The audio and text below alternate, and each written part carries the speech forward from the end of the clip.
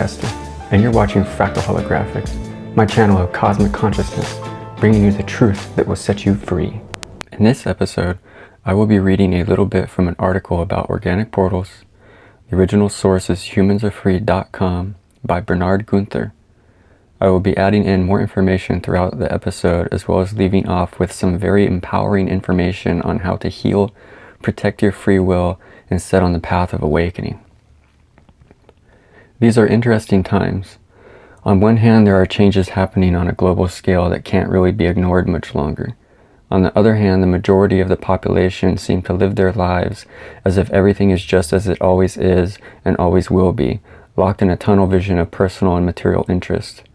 As long as we keep lying to ourselves based on conditioning, wishful thinking, suppression, or denial, and believe the lies out there, mistaking them for truth, nothing will change.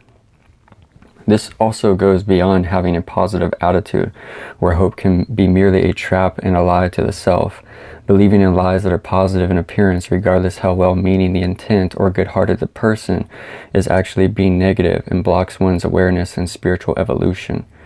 Enlightenment is knowledge of the whole, both light and dark. Being positive can mean acknowledging something negative because it is the truth. Seeing it for what it is. If you believe a lie, even if it seems positive and makes you feel good, you give away your free will, and that has spiritual implications. One of the more difficult concepts discussed on this site is the concept of the organic portal.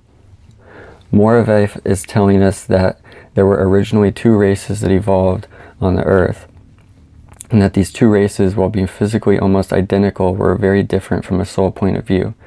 It seems that one had the potential to develop a sovereign and integral soul in this lifetime, while the other were as empty cylinders in comparison and were destined to wait another turn of the wheel or cosmic cycle. The Adamic race is the race that suffered the fall, which meant the breaking of the connection between the higher energy centers, giving access to higher knowing and awareness, and the lower energy centers which govern physical existence, which left Adamic man in the same playground as pre-Adamic man, effectively rendering us all organic portals until we learn how to develop the soul. Basically, until Adamic man starts to develop himself consciously through esoteric work, he is on the same level as pre-Adamic man, organic portal. However, he has the potential to develop a soul activating the higher energy centers through work and conscious efforts. Hence, everyone is essentially an organic portal until the awakening of the higher centers, which is only possible for Adamic man. As our research into psychopaths continued, and especially in reading the work of The Mask of Insanity, or The Mask of Sanity by H. Cleckley, we came to the conclusion that there exists what we call the garden variety psychopath. This is a psychopath who is successful in the sense that he doesn't get caught. He operates invisibly in society. He looks and acts just like we do, going about the activities of daily life, and yet something is missing. As Cleckley describes it, the observer is confronted with a convincing mask of sanity. All the outward features of this mask are intact. It cannot be displaced or penetrated by questions directed toward deeper personality levels. The examiner never hits upon the chaos sometimes found on searching beneath the outer surface of a paranoid schizophrenic. The thought processes retain their normal aspect under psychiatric investigations and in technical tests designed to bring out obscure evidence of derangement. Examination reveals not merely an ordinary two-dimensional mask, but what seems to be a solid and substantial structural image of the sane and rational personality. Furthermore, this personality structure in all theoretical situations functions in a manner apparently identical with that of normal sane functioning. Logical thought process may be seen in perfect operation no matter how they are stimulated or treated under experimental conditions. Furthermore, the observer finds verbal and facial expressions, tones of voice, and all other signs we have come to regard as implying conviction and emotion and the normal experiencing of life as we know it ourselves, as we assume it to be in others. All judgments of value and emotional appraisals are sane and appropriate when the psychopath is tested in verbal examinations. Only very, very slowly and by a complex estimation or judgment based on multitudinous small impressions does the conviction come upon us that, despite these intact rational processes, These normal emotional affirmations and their consistent applications in all directions, we are dealing here not with a complete man at all, but with something that suggests a subtly constructed reflex machine which can mimic the human personality perfectly. This smoothly operating psychic apparatus reproduces consistently not only specimens of good human reasoning, but also appropriate stimulations of normal human emotion in response to nearly all the varied stimuli of life. So perfect is the reproduction of a whole and normal man that no one who examines him in a clinical setting can point out in scientific or objective terms why or how he is not real. And yet we eventually come to know or feel we know that reality in the sense of full, healthy experiencing of life is not here. Cleckley is describing a person who is able to mimic the human personality, but who leaves the impression that something is not there. They have a personality structure which functions in a manner apparently identical with that of a normal, sane functioning, and yet when all is said and done, we are dealing here with not a complete man at all, but with something that suggests a subtly constructed reflex machine which can mimic the human personality perfectly, to the point that no one who examines him in a clinical setting can point out in a scientific or objective terms why or how he is not real. Moreover, we must remember that Cleckley is dealing with clinical cases, the psychopath who has been caught, who has a program malfunction. Otherwise, they would not have been in his office. These people, even with minor glitches, can pass almost imperceptibly among us. The type referred to here as organic portals, for a reason which will become clear, are people whose abilities of imitation are so developed, so much an integral part of who they are, that they can only be discovered after years of observation, or in an instant by someone fully awakened.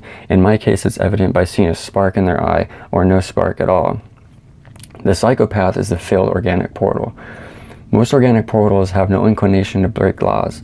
In fact, the majority have no real inclination at all other than to pursue the A influences, Moravec's term, otherwise known as the social norms, such as money, career, sex, marriage, fame, or any of a host of other ideals that we are all encouraged to strive for from an early age, especially by unawakened parents, the perfect perpetuators of the torture control matrix.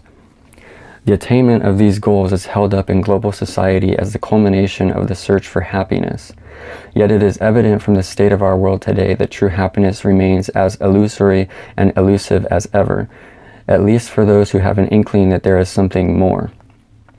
So where do these life goals that serve us so badly come from? Is it possible that they are in fact someone else's ideas and goals for us? Is it in someone else's interest that most of us expend our energies and efforts in a fruitless pursuit of chimerical happiness? This concept is not new, and is therefore an idea that will not be strange to regular readers of this site.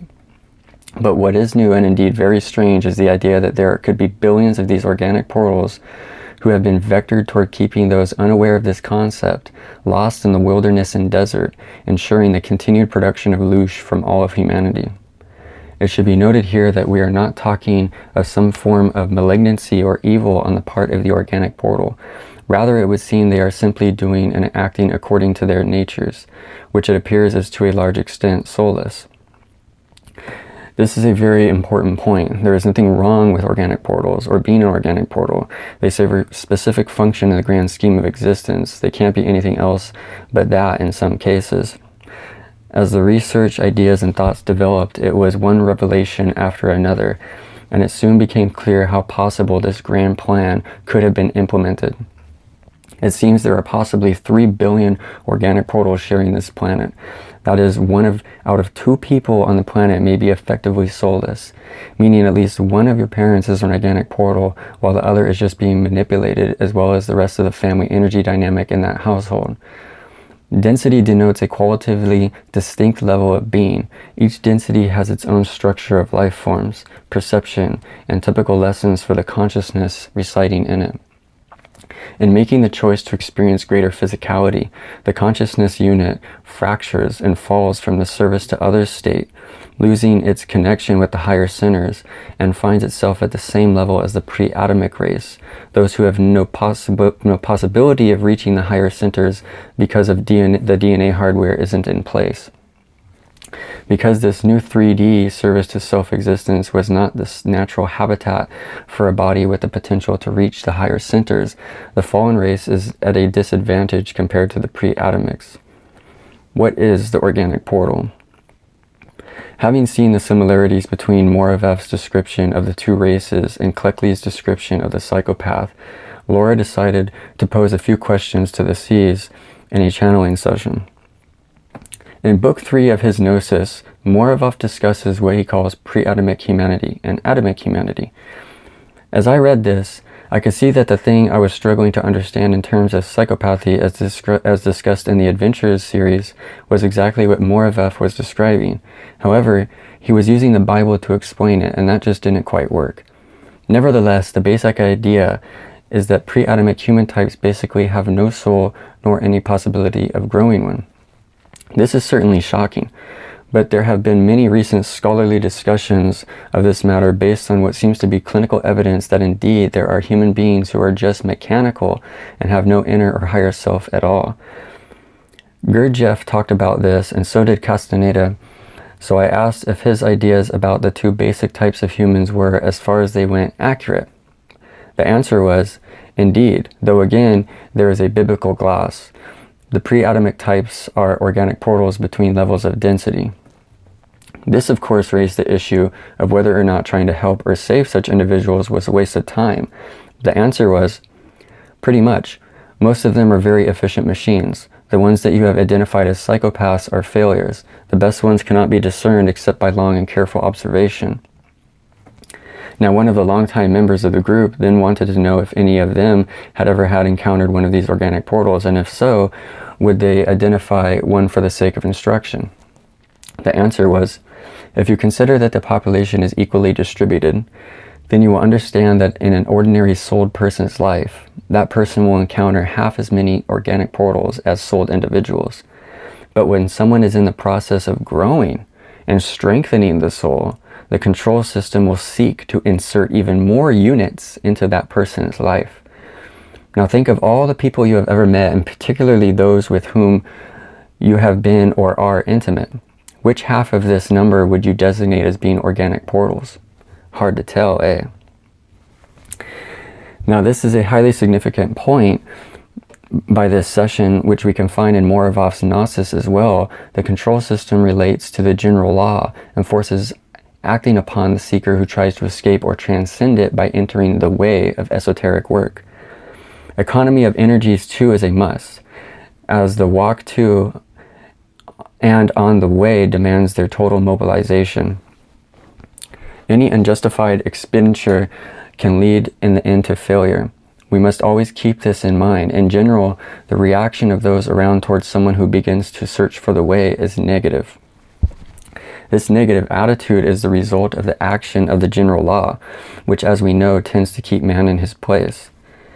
Not being able to do this directly by the action of illusion, the general law, when it loses its dominion over the man who moves, acts indirectly by the mediation of those around him. On the other hand, if man just lives along without any efforts of waking up, or is no threat to the general law or matrix control system, he will be left alone.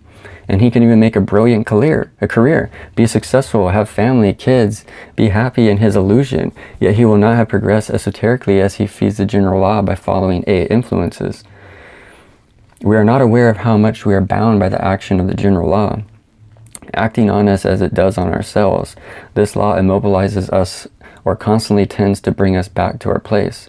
Its strength leaves us little freedom of action outside the limits of its direction and scope, and acts in various ways. One can say that if man lives like everyone else, if he does not venture off the beaten track, he will never perceive the existence of this force, or rather, this force will ignore him. If man spends his life without distinguishing between A and B influences, he will end it as he started, and one can say mechanically, driven by the law of accident. However, according to the nature and the intensity of the resultant forces to which he is subjected, it can happen to him to make a brilliant career in the meaning the world gives to his expression. Yet he will come to the end of his days without having either learned or understood anything of reality, and earth returns to earth. That can be seen very, very clearly in our world. Everyone who just goes along with the masses and accepted reality has not much struggle in the world. Birth, school, choose a career, get a job, watch TV, consume, reproduce, entertain, be nationalistic or religious, follow your desires and impulses unexamined, etc. Not knowing himself, but a slave to the outside world, full on under the control of the general law matrix. The common man has no free will, although he thinks he does. However, whenever someone awakens, steps up and tries to escape the general law matrix by speaking and seeing the truth, forces are put onto him to put him back in line, back to sleep. He will be ridiculed or even silenced. His only chance of protection is to apply esoteric knowledge and fuse the sinners so he doesn't fall back to sleep. Anything that is not a threat to the matrix control system or general law will be ignored or even promoted heavily, be it through religion, politics, entertainment, or popular New Age ideas. The New Age was started by the Cabal, creating a subculture of New Age hippies, ignorantly following misinformation and laying the groundwork for a New World religion. Now their next program involves Google. Their plan for a one world religion is very dark, and the beings they were going to use to introduce this are equally dark. Religion is not the answer and should be avoided at all costs. But if his enterprises are out of the ordinary, no matter what field they are in, but especially in esotericism, this force begins to act and stirs up all sorts of obstacles in order to bring him back to the point where, according to the general law, he must reside. Even without knowing this force, we have an intuition of its existence and of the many forms which clothe it. Thus, if this conservative force, which is the psychotronic algorithm of the general law, does not succeed in calming man by acting directly upon him, it tries to reach him indirectly through the people of his household, either through the feelings they invoke or through the coolness and contempt they openly show him. If that fails, that's when the law steps in, and you'll find yourself at the receiving end of a militarized police force, trauma-based program of absolute corruption. The movie They Live discloses this system perfectly, a must-see for anyone that hasn't seen it. It's more of a documentary than a movie, with all the disclosure in it. They Live, you gotta see it, if you haven't seen it. They'll lie, cheat, and steal in order to get you locked up. And once inside is where you'll receive more trauma-based programming and loosh extraction from the soulless guards and attempts to fractalize your mind into a fabricated energy construct, personality distortion for programming. You'll be given water laced with chemicals, fed engineered poison, the most pathetic synthetic excuse for food, with no protein for lack of brain synthesis, and MK Ultra style mind programming and indoctrination. The whole law system is truly evil. This conservative force, which is a psychotronic sign matrix algorithm, acts through pre-atomic man, the organic portals. It's not that the person, him or herself, is the cause. Pre-atomic man is being used literally as a portal through which the matrix works, and tries to keep man in his place through hyperdimensional forces, fourth-dimensional service to self beings and concepts. Think of Agent Smith in the Matrix being able to inject himself into any character trying to stop Neo from awakening, essentially. Hence, blind people, people who are asleep, plugged into the Matrix, the grand illusion, become tools of the Matrix to make sure no one jumps out of line. It's how the sheep control the sheep. Which brings us to that fantastic Morpheus quote from the Matrix, where he says, quote, "You have to understand most of these people are not ready to be unplugged. And many of them are so inert, so hopelessly dependent on the system that they will fight to protect it," end quote. Famous, very famous quote. Excellent movie. Another movie with lots of disclosure in it. I would love to do an episode coming up of disclosure in cinema, because that's another way that they work around this whole universal law of free will, by just blatantly showing you what they're doing and displaying their plans and their technologies right there on the big screen that you're paying big money to see, and not interpreting the information for what it is. So that might be in an upcoming episode. Now, knowing all of this, there are some simple things to avoid that pickle the brain for these signals and programs and keep you in a state of perpetual ignorance. The first thing to avoid is alcohol.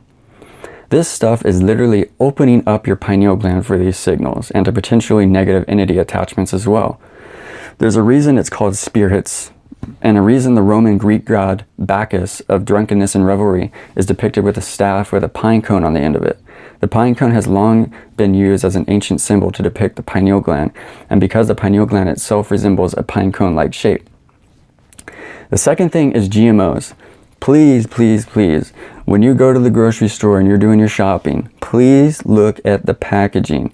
Avoid everything that says genetically engineered or genetically modified. Also avoid anything that has canola oil in it.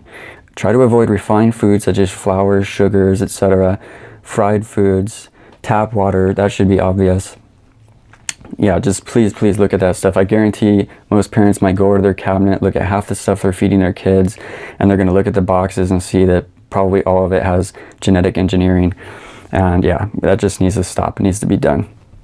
The third thing is to avoid pharmaceuticals, if you can, or at least cut back if you can. They serve to alter brain chemistry and DNA. The fourth is ego. And that's pretty self-explanatory. You just kind of want to not be in that state of mind of ego, in that place of ego, that thing that makes you take life so serious and take yourself so serious and not be able to take constructive criticism, which kind of locks you in a state of stagnancy where you're not really growing, not really learning. So it's just best to stay out of ego, competition, ego, these capitalist ideas. All of this stuff is nonsense. It's all meant to just keep you in that state of just divide, conquer, subjugate, so again, just let all that go, let the ego go. Unity consciousness is what it's all about. The fifth thing is chemtrails. Get your doses of nature when you can, but please don't spend too much time outside. There are lots of things in those chemtrails, such as iron, aluminum, barium, strontium, there's nanites, viruses, and I will be going further into this topic in a more recent episode, probably the next episode. I have plenty of my own pictures and stuff that's been going on here in California right over my house. Ironically, after my first video I posted, there were some very, very heavy HAARP signals being used and chemtrails being blasted. Yeah, so I have all those pictures and the weather modification that's been going on here in California as well. Now, let's get into the better stuff. Let's get into ways to protect yourself and heal and put you on the path of awakening. Now, the first thing that is like an ultimate protection, harmonizing thing is marijuana. This wonderful little plant that comes from the cosmos has your best interests at heart. And let me tell you, Bob Marley knew something when he said free your mind, because that's exactly what it does.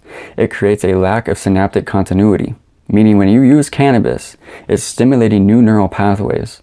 It literally breaks down mind control because of the lack of synaptic continuity. And you have an endocannabinoid system, which is why it's impossible to overdose when you contain molecular information in your DNA already. It's a harmonizing, which is why it's so universally healing. And thank goodness the collective is awakening enough to shift it into legalization, but expect plenty of fight on the federal level because it's controlled by the deep state. And it's been illegal because they know exactly what it does, and in the minds of the cabal, it's absolute evil because that's what true freedom is to them. The second thing is good organic food, fresh as possible for the biophoton intake. Depending on your personal biological needs, this could be organically grown, locally grown, fruits, vegetables, organic, non-GMO, grass-fed meats for the Activator X, ghee butter for the same reason, fresh wild-caught fish, especially salmon. Just getting back to the good organic, good eating. And that's a good template right there to go by. The third thing is energized alkalized water based on the work of Dr. Emoto. And that's going to be very fundamental because, again, it's about the structure of the water, and his work is amazing. I highly suggest looking into Dr. Emoto on his, his water molecule and all of his work on the structure of water. It's amazing. The fourth thing is cutting cords. Program parents unknowingly attach photon cords to us from childhood. They generally attach at the abdomen coming from organic portals, since that's where the loosh is coming from and where they will be feeding biophotons from in a vampiric parasitic state of being. When the parent does this, they themselves get a dopamine release, an energy boost being fed a little of the loosh they are extracting for the system in a feedback loop mechanism that keeps them driving to extract more because it feels good, like a drug addiction. The child may develop diseases in this area as a result of these actions by these parents, a manifestation of the subtle energy dynamics that's taking place.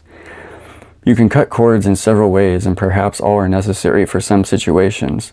The first is a simple visualization technique where you imagine cutting the photon cords from your body. The idea here is to maintain as much light in your body as possible by cutting the cords of whoever is feeding on your light, regardless of who it is. Keep in mind that when you do this, there will be a processing, releasing, cleansing period and drug-like withdrawal on both ends that could last weeks. The parent you cut from will throw a full-blown tantrum and will seem crazy irrational as you see what's hidden under the surface of the illusion. Another is to confront the person and draw a new boundary condition based on new healthy boundaries. This can come in the form of family dynamics where the parent tries to impose their own agenda on the child, whatever it may be, and you decide to stand up to them and tell them that you don't feel the same way or believe the same thing, or you're not comfortable with something they do or say. It's all about taking back your free will by speaking your truth and getting them to respect you as a free individual and the universal law of free will. They should give you space and empowerment to do what makes you happy. That's just basic. That's what they should be doing. Another way of achieving this, if you know about the studies done on families with supposed genetic cancer that would adopt children, and the adopted children also get cancer despite having no genetic predisposition, showing that there is a subtle energy dynamic that is created by the parents based on their perceptions, self-perceptions, beliefs, thoughts, words, karma, cultural slave identity, and level of programming. And if you see that there is a subtle energy dynamic by an organic portal parent, is to practice loving detachment. If you see right through them for who they are and what they represent, then you should feel empowered to detach lovingly. Nobody needs to be a doormat in those situations. It's best to get away from illusions that are meant to trap you in this matrix through distortions and emotional investment into illusions, including the people of that illusion. Your real family is out there waiting for you to return to your cosmic family of unconditional love. Your real family of resonant harmonic frequency, not the illusion of love through biomechanical interpretations. Love is a force most don't understand on this planet unless you're resonating in perfect harmony with the universe. Last is protecting your free will on all levels of awareness, and feel empowered doing it, and don't let the reactions of those around you affect you in any way, because they want you to feel guilty. They want you to feel ashamed for protecting your free will so that you keep giving it away to them. Giving your free will to them is giving it to the matrix, which has serious spiritual implications of reincarnation soul traps, especially for wanderers that came here a long time ago and forgot their identity and got mixed up in karma and get trapped in the matrix by giving away their free will. I see many prominent people in the metaphysical field that fall under this category that are in the process of finally reawakening through shedding of layers of karma and personality distortions. Well, that's about all I have for this episode, and I hope that you come away from this feeling empowered to take back control of your own existence. Love and light to you, my friends, and until next time.